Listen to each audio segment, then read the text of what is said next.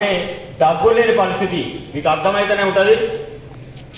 ఎప్పుడైనా కానీ ఆగస్టు నెలలో కానీ దసరాకు ముందు కానీ ప్రకటించేది. అంతకుముందు ఎప్పుడైతే మన వార్షిక సంవత్సరం మార్చి ఉంటుందో మార్చి అయిపోగానే ఏప్రిల్, మే, జూన్ 3 నెలల్లో వాటికి సంబంధించిన అన్ని లెక్కలు అయిపోయి జూలైలో మనకు ప్రకటించేది. అప్పుడు స్కూల్ కూడా స్టార్ట్ అయ్యేది. స్కూల్ పిల్లలకు ఫీజులు కూడా కట్టే చరిత్ర మన సింగరేణికి ఉన్నది. ఇవాళ టీజీబీకే సంఘం వచ్చిన తర్వాత ఆ గవర్నమెంట్ యూనియన్ కుమ్మక్కై దసరా పండుగకు దీపావళి, దసరా బొనాంజా అని చెప్పేసి విడుదల చేయడం మొదలుపెట్టిండు. అదే ఆచారం మనకు వస్తూ ఉన్నది.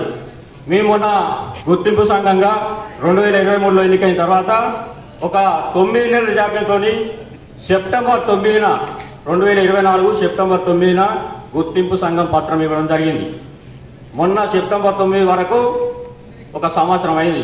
ఈ సంవత్సర కాలంలో అప్పుడు నిలిచిపోయిన యాజమాన్యంతో స్ట్రక్చర్ సమావేశాలు సిఎండ్ఎండి లెవెల్లో ఒకటైంది, డైరెక్టర్ లెవెల్లో 2 సమావేశాలు అయినాయి. ఆ 2 సమావేశాలలో మనం ఏదైతే సింగరేణి కార్మికులకు ఏదైతే ఎజెండా పెట్టినామో 40,000 డిమాండ్ పెట్టి ఇవాళ బెల్లంపల్లి నుండి ఆచిట్టు వరకు కార్మిక సోదరులంతా ఓట్లేసి ఇవాళ గుర్తింపు సంఘం కావడానికి మీరంతా ఓట్లేసి గెలిపించారు. మరి గెలిపిస్తే వాటికైనా మనం టీజీబీ